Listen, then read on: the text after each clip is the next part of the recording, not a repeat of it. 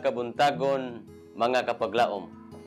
Atong hisgutan ni ining adlaw maong atong morning devotional nga naguluhan. Ang paglingaw-lingaw makapalagsik o makapadasig. O ang atong teksto makita sa Salmo 16 versikulo 11 nga nag-ingon, igapakita mo kanako ang dalan sa kinabuhi. Sa imong presensya anaa ang kahupnganan sa kalipay. Sa imong tuong kamot adunay mga kalipayan nga sa walay katapusan. Usa ka kahigayunan o katungdanan sa mga Kristohanon ang pagsiguro nga mapalagsik o mapadasig ang ilang mga lawas pinaagi sa inosente nga paglingaw-lingaw. Uban sa katuyuan sa paggamit sa ilang pisikal o inutok nga mga kusog alang sa himaya sa Dios. Ang atong paglingaw-lingaw dili kadtong walay hinungdan nga mga kasadya. Mahimo nato kini sa paagi nga maghatag og kaayuhan og makapadasig ni atong mga kaubanan sa trabaho og mudugang sa atong kalidad aron malampuson nato nga mahimo ang mga katungdanan ingon nga mga Kristohanon.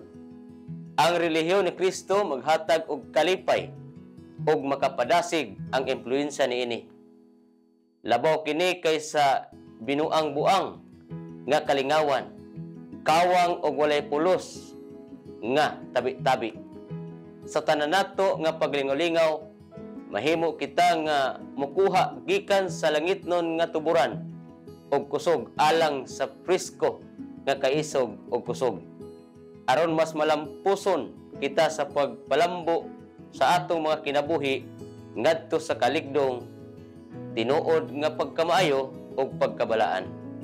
Sila dili ganahan mamati sa inosente nga katawa gikan sa batan-on o ni bisan kinsa.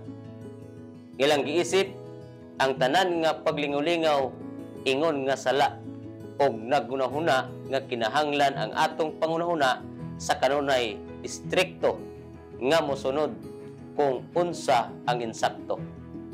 Nang hinubra na kini, ang uban nagunahuna nga ang pangunahuna kinahanglan nga binaton aron nga ang kini makahimo sa pag-imbento og bag-ong mga kalingawan alang sa pagbaton og maayong panglawas. Sila nakakat-on sa pagsalig sa mga butang nga makapaikag ug dili mahiluna kung wala kini. Kini sila dili tinuod nga mga Kristohanon. Sila miadto sa lain nga panghinubra. Ang tinuod nga mga prinsipyo sa pagkakristohanon abli alang sa tanan nga tuburan sa kalipay, sa gitas-on ug sa gilalumon, sa gilapdon nga dili masukod.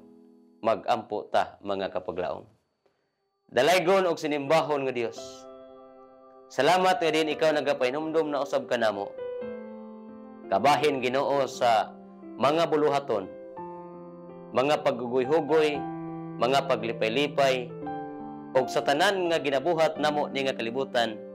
Tuguti Ginoo nga kaming tanan makahimo niini nga mahimong uyon sa imong kabubuton ug dili kami makasupak diha kanimo, kundili makapalipay kami diha sa imong tubangan.